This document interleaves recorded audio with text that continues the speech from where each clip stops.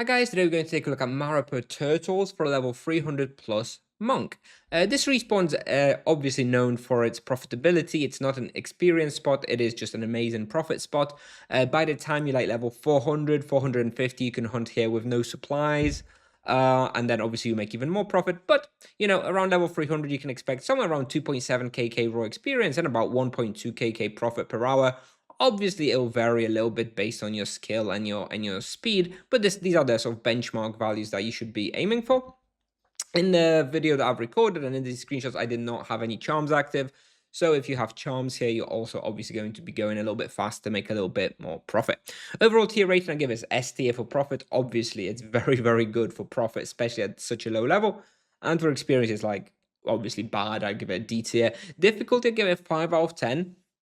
It's actually not very difficult in my opinion. The caveat is that sometimes if you get like boxed, they do a lot of damage. So just make sure to keep moving, do your kiting, that's what you're good at as the monk, and then you should be pretty damn safe. The main room to worry about is the one with the venerable foam stalker, the quest one. Like that one can be a bit tricky sometimes, so be careful for that one. But generally speaking, shouldn't be too bad. Bestiary, 4.5 hours for turtle, 12 hours for foam stalker.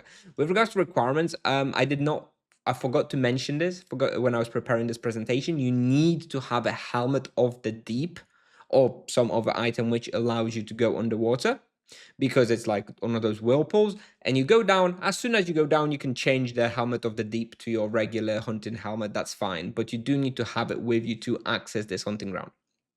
Other than that, I recommend it for level 300 plus. I recommend you need to have access to Marapur, which is the Within the Tides quest, and this place can be effectively hunted by basically everybody solo. Maybe you can even push it for a duo, but seems kind of pointless to be honest. But everybody can hunt here solo. All standard imbues where possible. No protection imbues really necessary in my opinion. Obviously, ice protection pretty good here. It's 21% ice, but I don't really think you need it at any level, to be honest.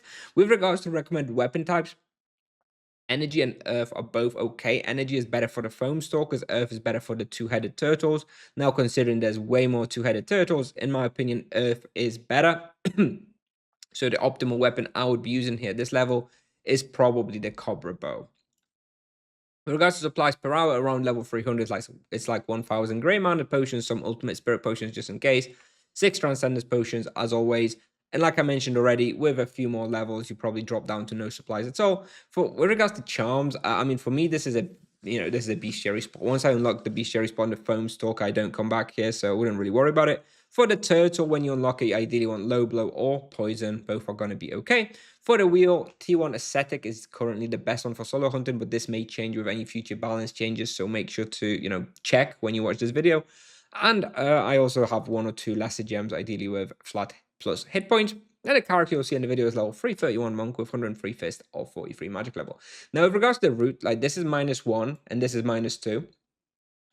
Maybe we can just write that down just in case. And generally speaking, on some worlds, like those are 2 different hunting grounds, in which case you just do -1 and the or -2. -2 generally are a little bit better, I think. But nevertheless, in most worlds, not that many people hunt here, so generally you can actually combine the 2 to make it a little bit better. That's what I do. But if somebody else is hunting you on a different floor, that's fine as well. Should be no problem. So with regards to the route, you come in here for a whirlpool. So usually I do like a little pull somewhere around here, and I go down here to -2. On -2, I go in here, do a pull in here, then I go up through here, usually do a pull around here. Then I go up to -1, which again, if someone's hunting -1, then you can't do that. But I would just go up the staircase to -1 here, do a quick pull on -1, and then go back down, go up here, do a pull around here, go again, do a pull around here, and again, here, staircase, I would normally go -1 and do a pull here, which obviously if someone else is hunting -1, you can't do. Anyway, once you've done that, you drop back down to -2, and then I usually go and try and pull all the monsters, do a pull around here, I go through here, pull around here, something like that. And when I say that I'm doing a pull somewhere, I mean, that's usually where the monsters die. I'm not actually standing still and, killing 3 or 4 monsters at a time. I'm kiting and moving towards the next section of the respawn all the time. Otherwise, you're just wasting time, right? The monsters here are very slow. So you can't really afford to be wasting time waiting for them to come. So you kind of have to be kiting at all times.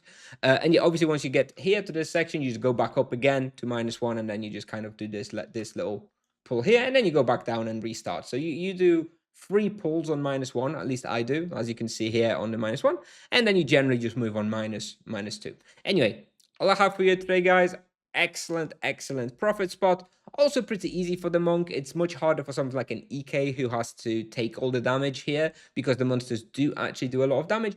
But as a monk, you can avoid most of the damage by kiting. Anyway, play the video now. Any questions, let me know. I'll be happy to answer. Thanks for watching. See you in the next one. Bye-bye.